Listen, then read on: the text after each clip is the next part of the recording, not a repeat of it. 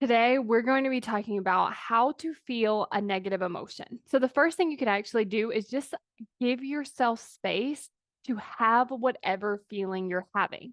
So, what this could kind of look like is you notice that you're starting to feel like these uncomfortable emotions. And then our brain often tries to just like get us out of it immediately. It's like, let's just get out of it. Let's just be happy. Let's just avoid it. So, the first thing to actually do is really just create this space like, okay, I'm going to feel some negative emotions.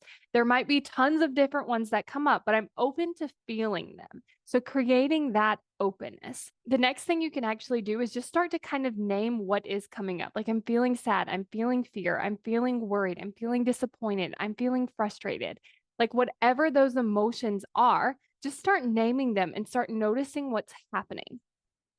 The next thing you can do is actually start to feel whatever that feeling feels like. So, what this could look like is kind of doing like a body scan and noticing what that emotion feels like in your body. So, maybe if you're angry, you might notice that there's like this tightness in your fist. You might notice there's this pressure on your chest. You might notice that it feels red, it feels hot, it feels on fire. Like, really sit there and describe to yourself, like, what is this emotion like?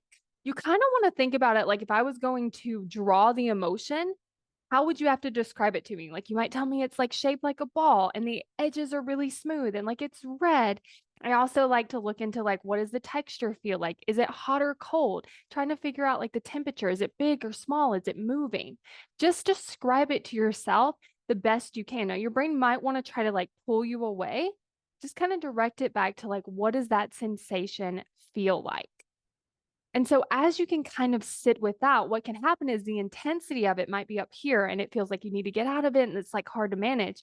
And then the intensity can go down and it feels like, okay, I feel a little bit better. I feel like I can manage it. I feel like I can move from here and not react from it. And so, when you're able to do that, you're like helping your body process through that emotion so that you can show up in a way that you want to show up and you're not avoiding it, you're not pushing it away, you're not reacting from it. Now, if this feels like a little uncomfortable just thinking about like feeling sadness or feeling fear or whatever it is, I like to just kind of feel a little bit of it. Like if I were going to feel fear and it was like scary to me to feel that emotion, I would just start to say, well, what could it be like? What might it look like? How might I describe it? And then I would just start to feel it a little bit because you can always stop. Like you can just feel the emotion a little bit and then you can stop. The next thing that I actually like to do is check in with my body. Like, what does my body feel like it needs? So, like, sometimes for me, it feels like I just need like some really deep breaths and I need to just pause.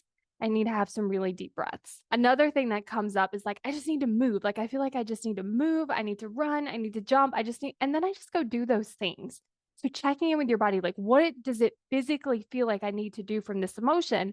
And then noticing how you feel after doing that.